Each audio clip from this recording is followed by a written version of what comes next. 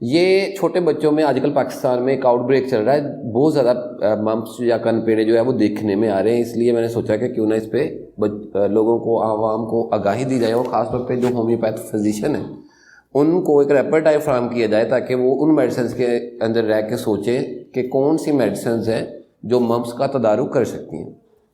तो मम्प्स या कनपेड़े basically inflammation of the salivary glands, यानी जो हमारे थूक पैदा करने वाले गदूद हैं उनकी सोजश को मम्प्स कहा जाता है। आमतौर पे एक ख़ास किस्म का वायरस है जो इससे रिलेटेड है, बेसिकली पैरामिक्सो वायरस। और ये जो वायरस है ये सैलिवरी ग्लैंड्स पे और जो दूसरे गदूद हैं उनमें इन्फेक्शन करने की सलाहियत रखते हैं। अब मम्प्स के लिए ख़ास किस्म की वैक्सीन्स भी प्रोवाइड की जाती है। पाकिस्तान के अंदर नेशनल इम्यूनाइजेशन प्रोग्राम के तहत छोटे बच्चों में जो इंजेक्शन लगाए जाते हैं उनमें 2 इंजेक्शन जो है वो मम्प्स के लिए लगाए जाते हैं। यानी एक वैक्सीन है जिसका नाम है MMR वैक्सीन, उसकी फर्स्ट डोज जो है वो 12 से 16 मंथ के बच्चे को दी जाती है और उसके बाद उसकी एक बूस्टर डोज है जो कि आमतौर पे 4 से 6 साल के बच्चे को दी जाती है। अब सूरत हाल हमारे कंट्री में इस तरह की है कि लोगों को आमतौर पर चूँकि अवेयरनेस नहीं है तो जो सेकंड बूस्टर डोज है आमतौर पे पेरेंट्स जो है उसको इग्नोर कर देते हैं, जिसकी वजह से बच्चों का वो इम्यून सिस्टम उस तरह से डेवलप नहीं हो पाता है इस खासतौर पे इस बीमारी के खिलाफ जिसे हम कनपेड़े या मम्प्स कह रहे हैं। आमतौर पे ये इतना ज़्यादा सवेयर इन्फेक्शन नहीं करता पैरामिक्सो वायरस, बट अगर कोई बंदा इम्यूनो कॉम्प्रोमाइज्ड है या कोई बच्चा अगर इम्यूनो कॉम्प्रोमाइज्ड है और उसकी या फिर अगर वैक्सीन जो है वो प्रॉपर उसको एडमिनिस्टर नहीं की गई है तो ये सवेयर भी हो सकता है। तो आम अलामात अगर देखी जाए मम्प्स की तो इसमें जो इसका बेसिक करैक्टर है वो पफ़ी चीक्स है, यानी ये जो हमारी गालें हैं ये सूजी हुई है। जैसे बच्चा सुबह उठता है तो उसकी एक साइड जो है वो थोड़ी मोटी फील हो रही है कंपैरेटिव टू दूसरी, और इस तरह ये दूसरे दोनों साइड मोटी भी नज़र आ सकती है। समटाइम ये दोनों साइडों पे भी अटैक कर सकते हैं। तो आपकी इन्फॉर्मेशन के लिए एक और बात के जो इन्फ्लेमेशन है ये आमतौर पे पैरोटिड ग्लैंड्स पे चूँकि अटैक करते हैं। जो पैरोटिड ग्लैंड्स हैं इनकी इन्फ्लेमेशन को पैरोराइटिस कहते हैं। ये ख़ास किस्म के थूक पैदा करने वाले गदूद हैं जो यहाँ पे कान के पास मौजूद होते हैं। सेकंड ये कि ये प्रॉब्लम अगर घर में या सोसाइटी के अंदर किसी एक बच्चे को मम्प्स है तो उससे ये दूसरे बच्चों के अंदर ये इन्फेक्शन जो है ये फैल सकता है। तो कोशिश करें कि अगर किसी एक बच्चे को है तो उसको चंद दिन दूसरों से सेपरेट रखा जाए ताकि ये जो कंटेजियस प्रॉब्लम है ये इस तरह से स्प्रेड ना हो सोसाइटी के अंदर। और वैसे इतना ज़्यादा कोई रिस्क फैक्टर होता नहीं है, बट सम टाइम अगर बंदा इम्यूनो कॉम्प्रोमाइज्ड है यानी उसकी कुव्वत मदाफ़त इतनी ज़्यादा मजबूत नहीं है, स्ट्रॉन्ग नहीं है, तो मम्प्स जो है वो बहुत ही सवेयर इन्फेक्शन भी कर सकती हैं। इससे फिर दूसरे जो गदूद है हमारी बॉडी के अंदर वो भी मुतासर हो सकते हैं। तो छोटे बच्चों में जो ब्रेस्ट इन्फेक्शन भी ये कर सकता है, ओवेरियन इन्फेक्शन भी कर सकता है और समटाइम ये यूट्राइन इन्फेक्शन भी कर सकता है, और जो दूसरे गदूद हैं वहाँ भी ये इन्फेक्शन करने की सलाहियत रखता है। और स्पेसिफिकली मर्दों के अंदर ये टेस्टिकुलर इन्फेक्शन भी करने की सलाहियत रखता है। अब हम देखते हैं कि कौन सी मेडिसिन है जो कि मम्प्स के लिए इस्तेमाल करवाई जानी चाहिए। तो देखें होम्योपैथी के अंदर हर जो पेशेंट है वो डिफरेंट पिक्चर लेके आता है। तो जो भी स्पेसिफिक बीमारी है कोई भी मेडिसिन होम्योपैथिक में किसी बीमारी के लिए नहीं है। तो हमारे पास ऐसा होता है कि एक मरीज़ आता है कुछ अलामात लेके और उन अलामात की बुनियाद पे फिर एक मेडिसिन तजवीज़ की जाती है जिससे क्या होता है उसकी जो वाइटल फोर्स है या उसका समझ लें कि एक तरह से उसकी जो इम्यूनिटी है वो बूस्ट हो जाती है और उसकी इम्यूनिटी या कुव्वत मुदाफ़ा या वाइटल फोर्स जो है वो बेसिकली वो बीमारी के खिलाफ मज़ामत बन के सामने आती है जिससे बीमारी का तदारुक मुमकिन होता है।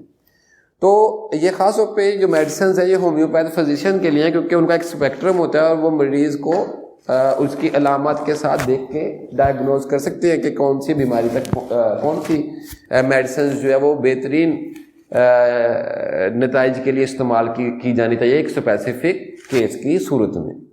तो मैं सिर्फ कुछ रेपर्टाइल के तौर पे उन मेडिसिन को सामने रख रहा हूँ जो आमतौर पे मम्प्स में बहुत ही ज़्यादा इस्तेमाल होती हैं और या फिर आप समझें बहुत ही ज़्यादा इनकी रेपिटेशन है और इसकी वजह से बहुत सारे लोग जो है वो तंदुरुस्त भी हुए हैं। तो उसमें सबसे जो सरफहरिस्त है वो है बेलाडोना।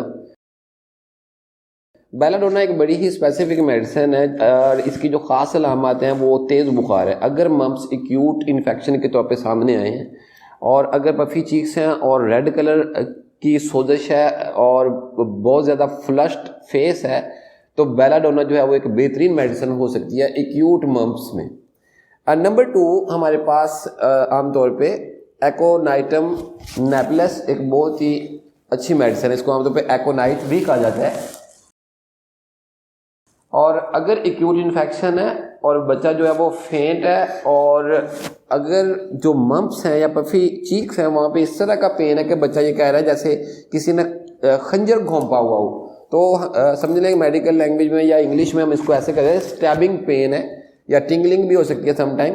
तो स्टैबिंग पेन अगर है यानी खंजर घोंपने वाला दर्द फील कर रहा है बच्चा, तो इस तरह के दर्द में एकोनाइट नेपलेस जो है वो बेहतरीन मेडिसिन हो सकती है। एकोनाइट नेपलेस इस्तेमाल करवाने का तरीका ये है कि एकोनाइट को आप लो पोटेंसी में यानी आप 30 में सुबह दोपहर शाम तीन टाइम सादा पानी के अंदर 5-5 ड्रॉप्स डाल के आप 3 दिन अगर इस्तेमाल करवाएं तो आपको बहुत ही खातिर ख्वार रिजल्ट जो है वो मिल सकते हैं। मर्क्यूरस सेलेबुलस बहुत ही बेहतरीन मेडिसिन है, आमतौर पर इसको मर्कसॉल के तौर पे एब्रीविएट किया जाता है। अगर बच्चे को बुखार है और अगर बच्चे के मुंह से बहुत ज़्यादा सैलिवेशन है इस तरह से जैसे रालें टपक रही हों और अगर बच्चे के जो चीक्स हैं वो बहुत ज़्यादा पेन कर रहे हों तो मर्कसॉल या मर्क्यूरस सेलेबुलस एक बेहतरीन मेडिसिन के तौर पे इस्तेमाल करवाई जा सकती है। मर्क्यूरस सेलेबुलस इस्तेमाल करवाने के लिए आप इसको 200 पोटेंसी में हर 3 दिन के बाद आप प्लासिबो के साथ इस्तेमाल करवा सकते हैं।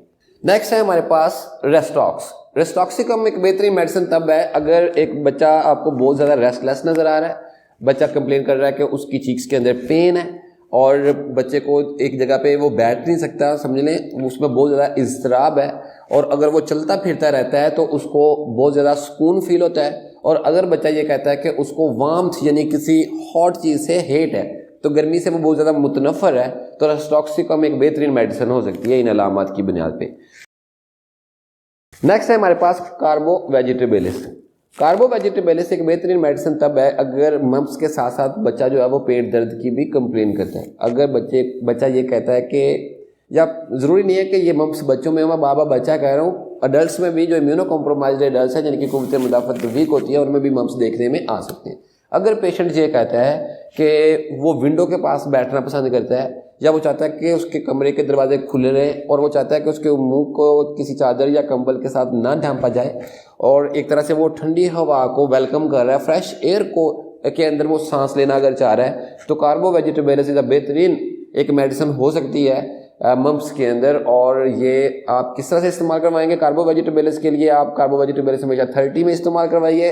खासतौर पे अगर एक्यूट इन्फेक्शन है आप इसको 30 डोज में लो पोटेंसी में इस्तेमाल करवाइए और आप इसको सुबह दोपहर शाम सादा पानी में 5-5 कतरे डाल के 3 टाइम इसको प्रिस्क्राइब कर सकते हैं। इसके बाद भी अगर आपका कोई क्वेश्चन है किसी बीमारी के मुतल्लिक या आप चाहते हैं किसी ख़ास किस्म की प्रॉब्लम को एड्रेस किया जाए या आप चाहते हैं कि किसी ख़ास किस्म की बीमारी के लिए कुछ होम्योपैथिक रेपर्टायर के तौर पे कुछ मेडिसिन बताई जाए, तो आप कमेंट सेक्शन में अपनी राय दे सकते हैं। अंटिल नेक्स्ट टाइम, अल्लाह हाफिज़।